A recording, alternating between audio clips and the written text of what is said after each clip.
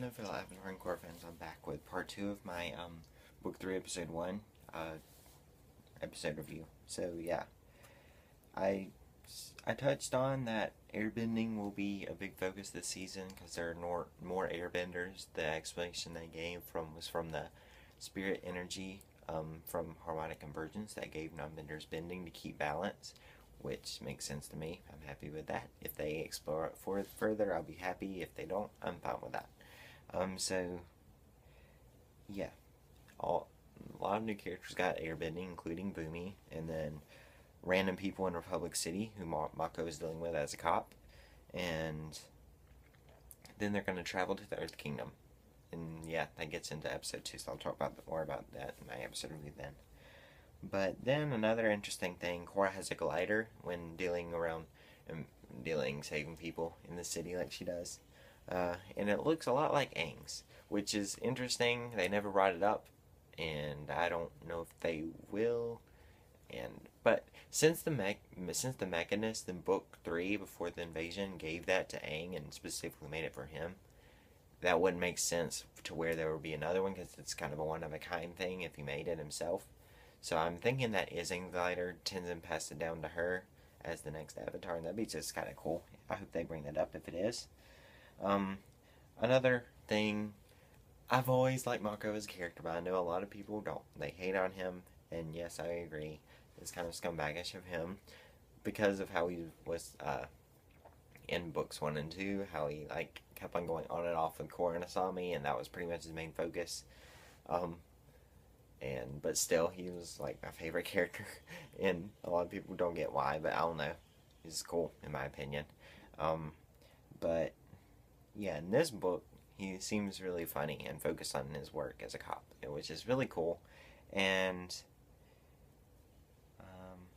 yeah, he gets a call that there's an airbender who can't control it, and he says like, "This is impossible."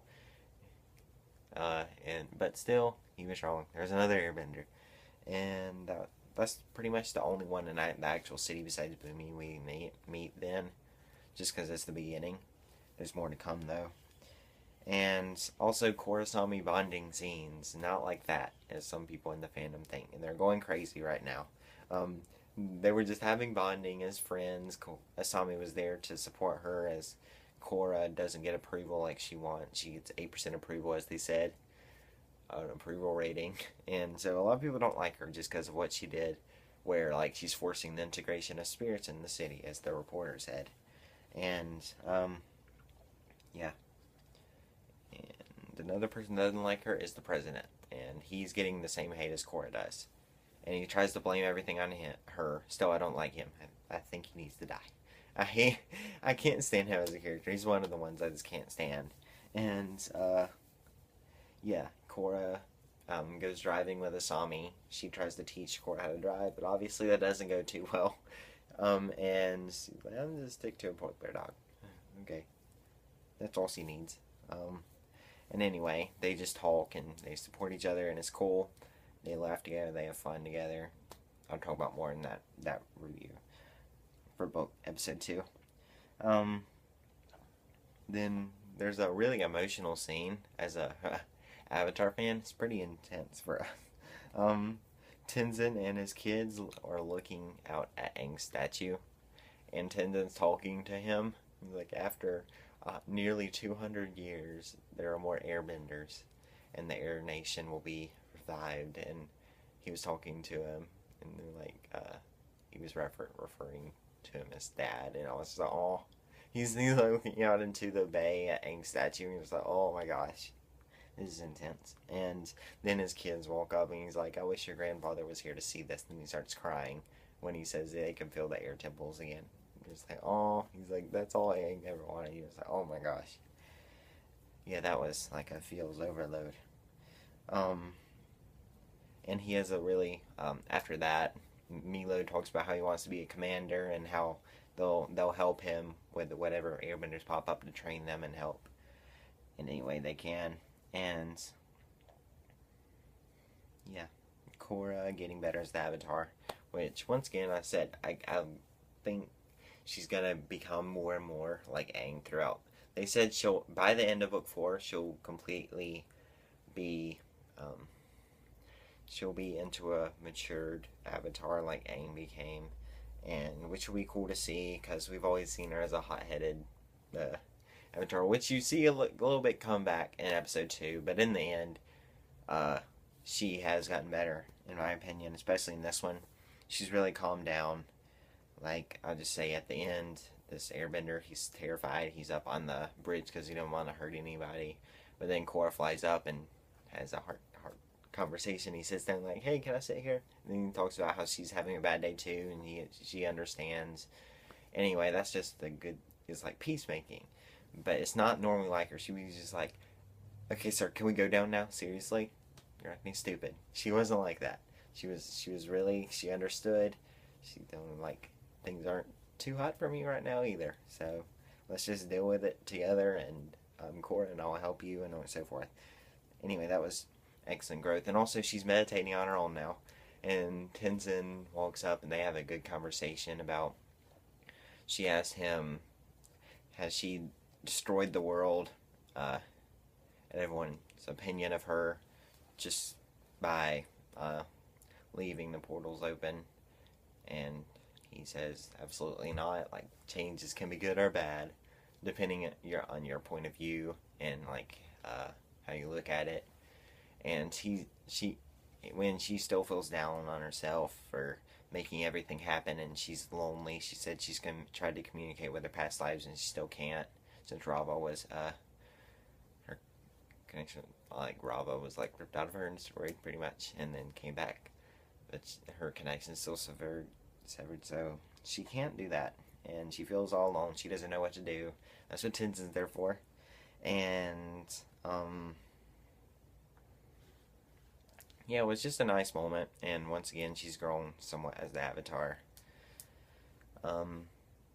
She's trying to figure things out on her own, meditate and so forth, and Tenzin says, like, in my opinion, you've made the world better because you've done something that's an act of an amazing avatar. You brought back a nation that has been wiped out for nearly 2 centuries. I mean, he said that's amazing, and like basically said you're becoming an amazing avatar just because of that. And obviously that kind of made her feel a little bit better. And yeah, that was just a cool scene, just like the Aang statue scene. And yeah, Korra gets banished in Republic City because Raiko blames everything on her. Everything happens because of her. There's always a tragic event every day because of her, because of these stupid vines and how she's integrated spirits with them, and everything's going wrong with her. So there's like, okay, I've had enough. You're out of here. And she was just like, I'm leaving. And I like Republic City, but I was kind of happy to leave. I knew we were going to visit Ba Sing Se. I was like, okay, let's just go to Ba Sing Se. How about that? Well, yeah, let's go. And then, so yeah, that was cool. And then I love the transition scene and line that Tenzin, it sets up the villain, and Tenzin says, as they're walking off, right before this scene, he says, just think, someone right now is discovering the gift of airbending for the first time. And then you're just, I thought that was going to be the end. Then it cuts to like a foggy like prison thing. I was like, oh, this isn't going to be good. Then it turns out the White Lotus is like moving down a bridge, and you're just like, ooh. Then they do a cool metal bending thing to open the door, and it shows the prisoner, and his name's Ahir. He's the main airbender, and he plays a bigger role in the second and third part that I'll talk about in those reviews. But yeah, he's the main villain as confirmed by the creators, and he's an airbender now. So I just loved how they said, just think, someone right now is discovering the gift of airbending for the first time. And I guess it never occurred to them that bad people would probably get airbending too. But yeah, that was just a cool transition in the line because no one expected that. Just to totally change the vibe, you should say, the feeling. And you're just like, ooh. And then he talks about the Guru Lahima and starts. I think the White Lotus Guard's starting to be more suspicious, and especially after he started talking about that stuff, he's like, "What are you talking about? And why are you just bringing this up now about Airbender legends?"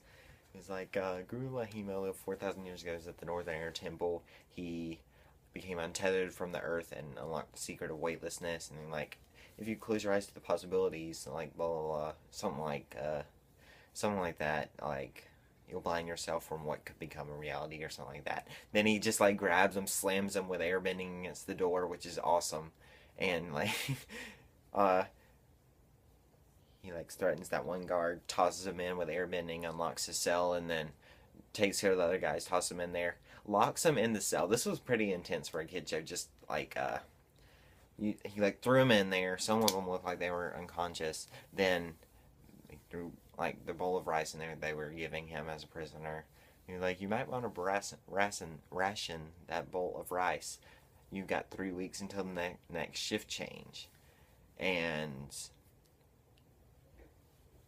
yeah, that was just intense because pretty much, obviously, they're gonna die, and you knew that. Obviously, they couldn't say that as a kid show, or you couldn't just kill them because it's a kid show. But that was just intense, in my opinion, just knowing that, because you know they're gonna die because they only have a single bowl of rice for like 5 or 6 men, and obviously they don't have water in there, and yeah, no one else to help them for 3 weeks. So I mean, oh well. Then he hops. The episode ends with him hopping down a mountain with epic music playing. You're just like, oh snap! That I love that scene. That was probably my favorite scene from this, just because it was so. It it left me on the edge on the scene. I was like, my heart was beating really fast because I knew after he started talking about that, something was about to happen, and it's just so cool that finally I have an airbending villain, something I've always wanted to do. An airbender who's not passive, who just doesn't mind hurting people, killing people. It's just cool, especially as a villain, and yeah. And then the episode ends, and once again, this is a really good episode in my opinion. Probably the best opener Korra has had, and most likely Avatar too. I just love this episode, and something that makes me feel like this is the best season of Korra yet, in my opinion, even now, especially better than book 2 right now. I don't mind rewatching them. I've seen these like 5 times, and I still want to rewatch them. It's just, I don't know. They're just so enjoyable for some reason, which I love Korra, don't get me wrong, but like both books 1 and 2, but this book, I've never gotten tired of it. Eventually I got kind of tired of watching rewatching book 1, book 2. Now I just watch it like every 2 months or so. But these I could watch every day, pretty much. I love it. And my rating, I give this episode probably 9.7 out of 10, just because some of the points got a little things kind of got a little slow, but overall I thought it was an amazing episode and best opener in my opinion, once again. And yeah, I'll post my episode 2 and 3 reaction later on, which will make up the premiere. And once again, we don't have a new episode this Friday, but next Friday we have a rerun this Friday. Check your schedules. And yeah, coming up, I got my book 2 Blu-ray, like I said, early on in the last video. So yeah, I'll do a review of that soon, and more stuff coming up, more news. So yeah, stick around for those.